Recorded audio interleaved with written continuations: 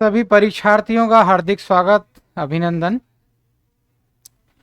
हम लगातार महिला बाल संरक्षण से संबंधित टॉपिक्स की जानकारी ले रहे हैं जो कि राजस्थान पुलिस, उत्तर प्रदेश पुलिस सभी के लिए बहुत ही उपयोगी हैं।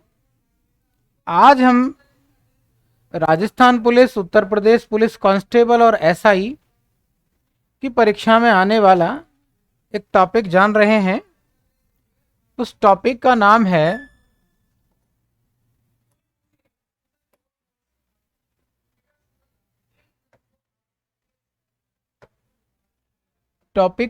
है गर्भपात।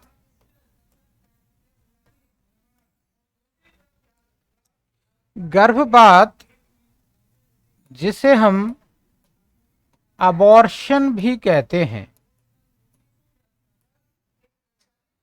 गर्भपात यानी अबॉर्शन, इसके बारे में आज हम जानने जा रहे हैं। तो पहले तो हम ये जानें कि गर्भपात जो है उसे आईपीसी यानी इंडियन पिनल कोड यानी भारतीय दंड संहिता में दंडनीय अपराध माना गया है। तो हम ये जानें कि जो गर्भपात है वो दंडनीय अपराध है। आईपीसी के अंदर उसे पनिशेबल ऑफेंस माना गया है। सबसे पहले हम गर्भपात की परिभाषा जान लें कि गर्भपात हम किसे कहेंगे। जब एग और स्पर्म आपस में मिलता है, यानी अंडाणु और शुक्राणु आपस में मिलता है, तो फर्टिलाइजेशन या निषेचन की क्रिया होती है, जाइगोट बनता है और जाइगोट की 8 सेल स्टेज प्लेसेंटा में ट्रांसफर की जाती है। वहां फिर उसका डेवलपमेंट होता है, विकास होता है। तो गर्भपात के बारे में हम जान रहे हैं, तो इसकी परिभाषा हम कहेंगे कि अविकसित शिशु अथवा भ्रूण का या भ्रूण को माता के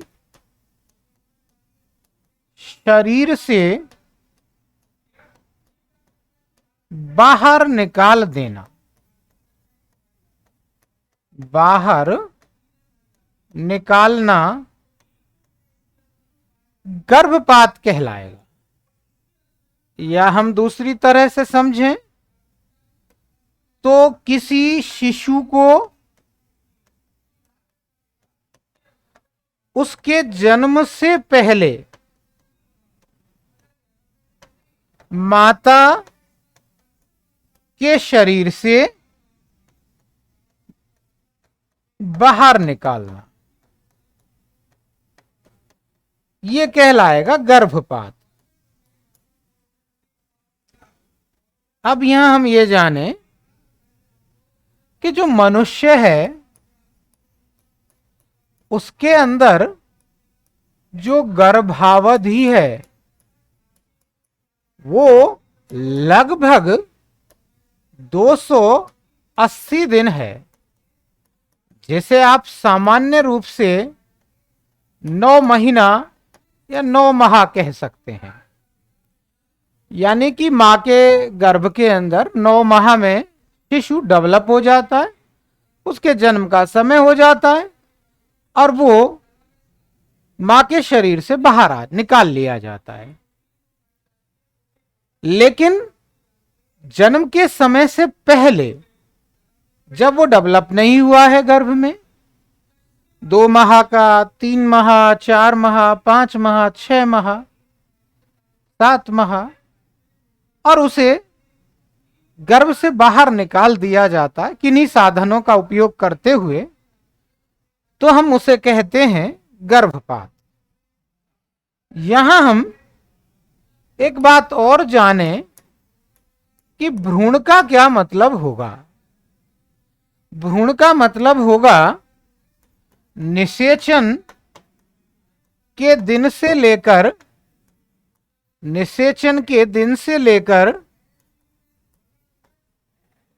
56 दिन तक की मानवीय संरचना भ्रूण कहलाती है। बहुत ही मोस्ट इंपॉर्टेंट डेफिनेशन है, अक्सर कहीं आपको मिलेगी नहीं। लोग 9, 8, 7 माह के शिशु को भी भ्रूण कह देते हैं, ऐसा नहीं है। यानी निषेचन के दिन से लेकर 56 दिन तक का जो बॉडी के अंदर फॉर्मेशन हुआ है उसे भ्रूण कहेंगे। और फिर बात आती है गर्भस्थ शिशु की,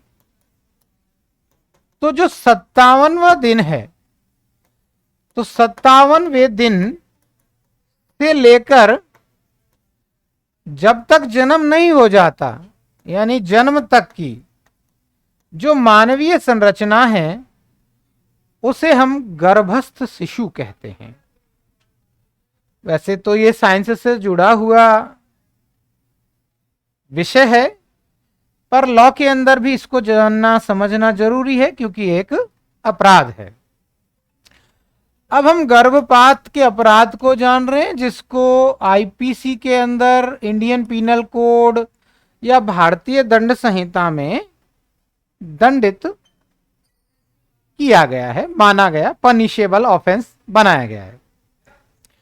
देखिए, गर्भपात का हमारे समाज में सबसे बड़ा और प्रमुख कारण है अवैध संबंध।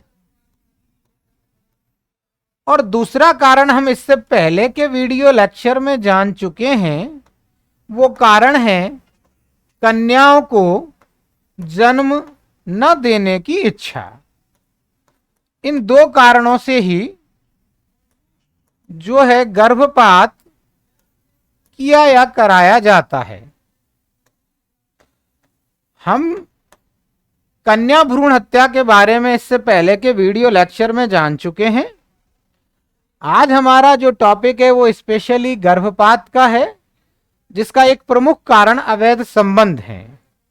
जब भी किसी अवैध संबंध के कारण कोई गर्भ हो जाता है, महिला प्रेग्नेंट हो जाती है, प्रेगनेंसी हो जाती है, तो वह समाज में उस बच्चे को पिता का नाम न दे पाने के कारण उस बच्चे को गर्भ के अंदर समाप्त करने का प्रयास करती है या प्रयास कराया जाता है, जबकि एक कानूनन अपराध है। इसी के बारे में आज हम जान रहे हैं। तो गर्भपात के बारे में हमको आईपीसी के सेक्शन 312 से 315 में जानकारी मिलती है, और आईपीसी की धारा 312 से 315 में गर्भपात के अपराध को दंडनीय बनाया गया है। सबसे पहले हम जानेंगे धारा 312 क्या कहती है। आईपीसी के सेक्शन है ये सारे, तो धारा 312 के बारे में हम जानेंगे कि धारा 312 में क्या कहा गया है। धारा 312 में कहा है कि यदि स्त्री की सहमति से गर्भपात कारित कराया जाता है, यानी गर्भपात हो रहा है, कराया जा रहा है, और उस गर्भपात में जिस महिला का गर्भपात किया जा रहा है, कराया जा रहा है, उस महिला की भी सहमति है, तो उस कंडीशन में आईपीसी का सेक्शन 312 ये कहता है कि अगर स्त्री की स्वेच्छया से गर्भपात, ये कह रहा है सेक्शन 312, स्त्री की स्वेच्छया से गर्भपात। यहां दो बातें हम जानेंगे। अगर ये गर्भपात सद्भावना पूर्वक हो रहा है, सद्भावना पूर्वक का मतलब है कि अगर ये गर्भपात नहीं कराया गया तो मां की जान को या महिला की जान को या स्त्री की जान को खतरा हो सकता है, इसलिए हम ऐसा गर्भपात करा रहे हैं।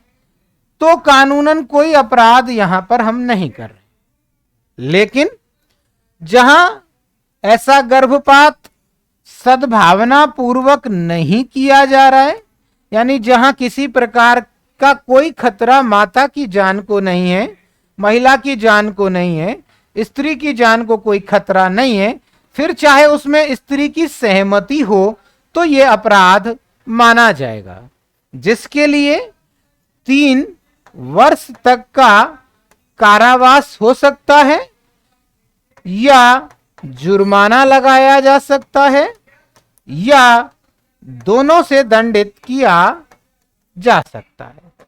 तो ये बात हमको सेक्शन 312 से पता चलती है। उसके बाद हम नेक्स्ट सेक्शन जानते हैं। नेक्स्ट सेक्शन है हमारा 313। धारा 313 ये कहती है कि स्त्री की सहमति के बिना गर्भपात कारित करना,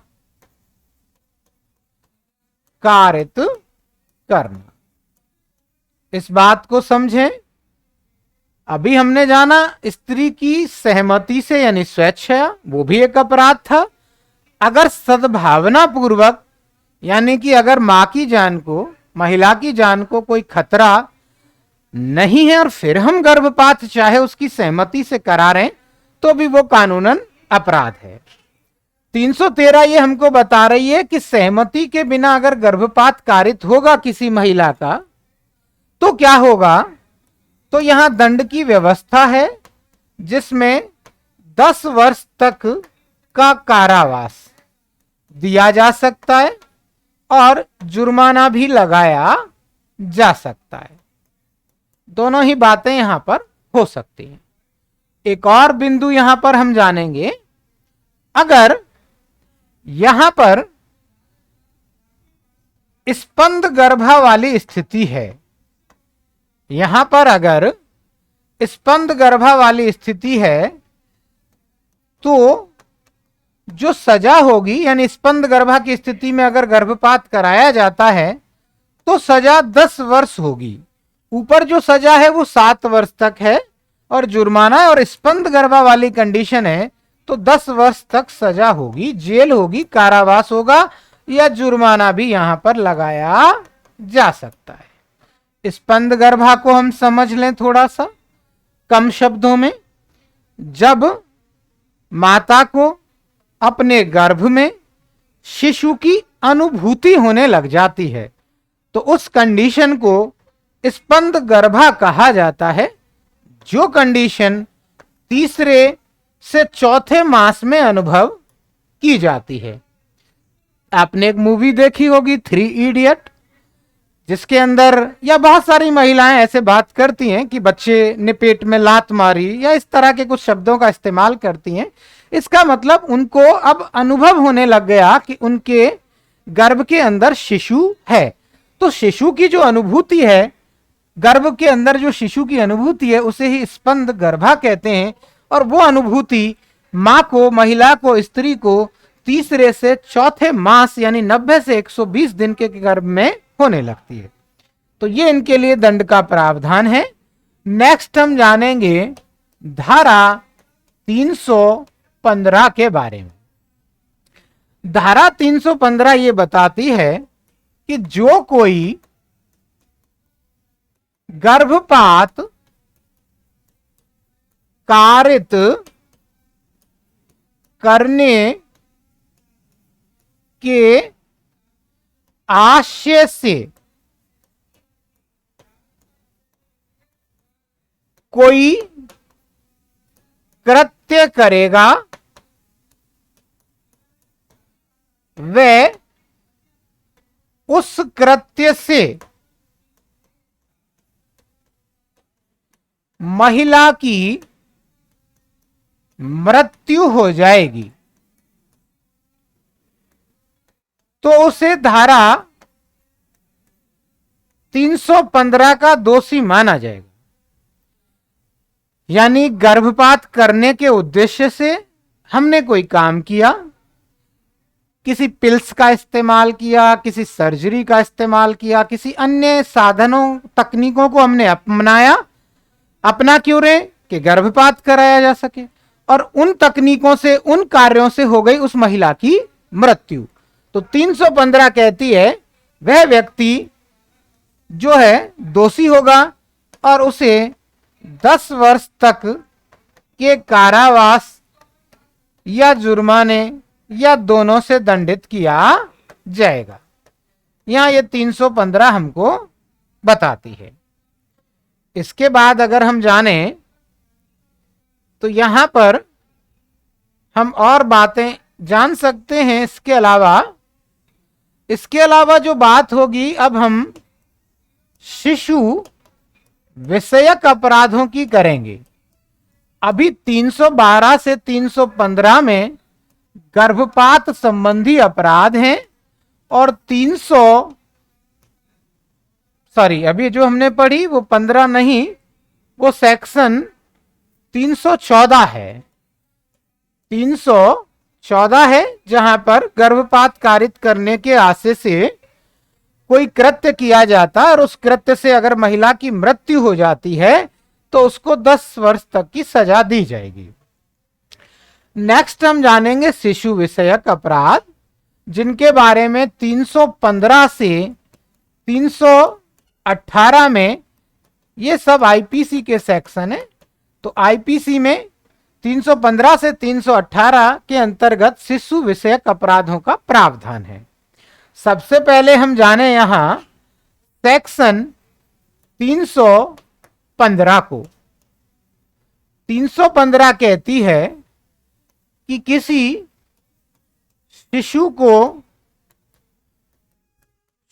को जीवित पैदा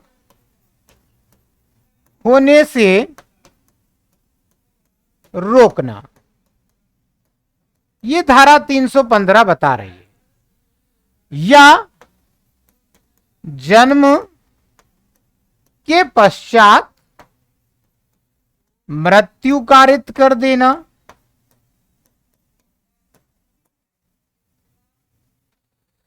यानी अगर कोई व्यक्ति किसी शिशु को जीवित पैदा होने से रोकने का काम करता है, उसको जिंदा पैदा होने से रोकने का प्रयास करता है, और अगर जिंदा पैदा हो भी जाता है तो उसे जन्म के बाद मार देता है, मृत्यु कारित कर देता है, तो वह आईपीसी की धारा 315 का दोषी होगा, जिसके लिए 10 वर्ष तक के कारावास से उसे दंडित किया जाएगा और साथ में जुर्माना भी लगाया जा सकता है और दोनों से भी दंडित उसको किया जा सकता है। अब हम जानेंगे धारा 316 के बारे में। धारा 316 हमको ये बताती है कि किसी सजीव अजात की मृत्यु,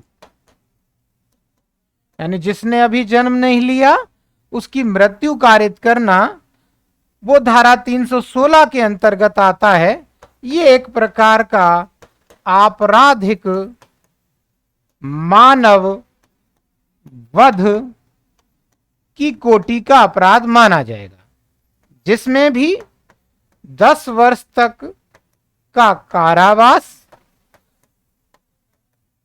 जुर्माना या दोनों से दंडित किया जा सकता है। नेक्स्ट हम जानेंगे, बहुत ही मोस्ट इंपॉर्टेंट सेक्शन है धारा 317, जो कोई